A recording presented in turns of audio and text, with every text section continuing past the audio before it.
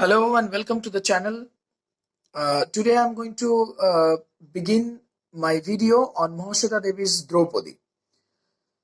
To tell about this text, this is a revolutionary text, a subaltern text, a text about not only tribal women but also a dangerous and terrific protest of uh, a woman called Draupadi, who is also called Dopdi in this particular text. So without wasting further time, let us get into the detailing of it. Mahashweta Devi has written the story Draupadi. Mahashweta Devi used to be a writer and a social worker who had a large contribution to the development of the tribal girls, tribal women, and the general development of the tribes like Santales or the Shabur tribe. However, here in today's context, we have the story called Draupadi. It is a story of a girl of a 27 years old woman whose name is Dopdi. Now, Dopdi, Dopdi, Dopdi is the name of a character which is a distorted or a colloquial form of the name Draupadi from Mahabharata. Now, Draupadi is a Santhal tribal girl who is vulnerable to the injustice but resist the burnt of social oppression. And Draupadi is translated from the original Bengali story of Mahashweta Devi into English by Gayatri Chakraborty Spivak, and the name of the story is called Breast Stories, in which the collection in which Draupadi is one of the stories is called Breast Stories, and this story is a 20-page story written originally in Bengali and is often called a feminist fiction.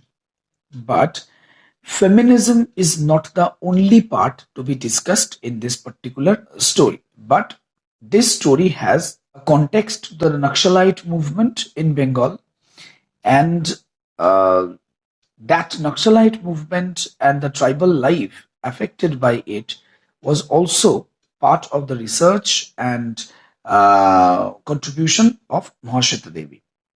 The background is 1970s and post-independence Bengal, when it is already called West Bengal. To speak about the characters in the story, we have Dopti Mejen, Dopdimejen, Dopti Mejen, who is a 27 years old woman, and she also has a pseudonym. She has to go under disguise. That pseudonym is called Upi Mejen, Upimeghen or An. Dopti had a husband. In the middle of the story, the husband passes away and Dopti becomes a widow. Anyway, the husband is called Dulna Majhi, Dulna, Dulna, Majhi, Majhi. And this husband, along with Draupadi, both of them are extremists. Both of them are rebels. Now, the husband also has a disguise, and he roams in the name of Matang Majhi. Okay, he roams in the name of Matang, Matang, Majhi, Majhi. Besides, there are other characters such as Surja Sahu, who is a landlord under whom Draupadi's mother works. Captain Arjan Singh, he has taken a mission to end the terrorist activities. Mr. Sena Nayak, the person who is challenged by Draupadi, whose authority is challenged by Draupadi towards the end of the story. Then comes Dukhiram, who is an informer for the military, and Mushai Tudu, Mushai, Mushai Tudu, Tudu, who is a young terrorist, lives with his wife, and where Draupadi comes later on for taking refuge. So these are the main characters in the story. And in this story, we find two very important points, which are symmetry of design and unity of impression, both of which are very important for a story to develop.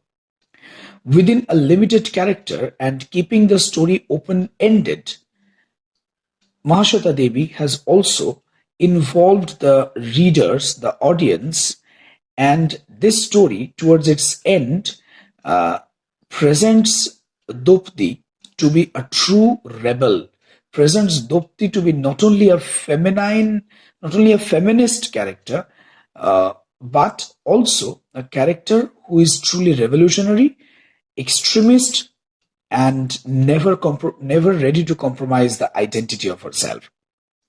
So, if we only speak about this work to be a feminist fiction, then it would not be the complete understanding of the story.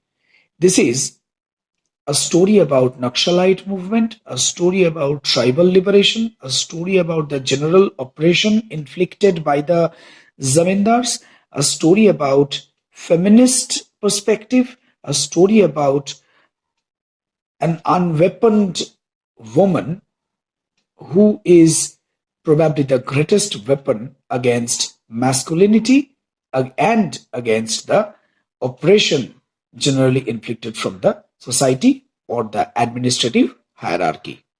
That is where the first part of the All video right. ends.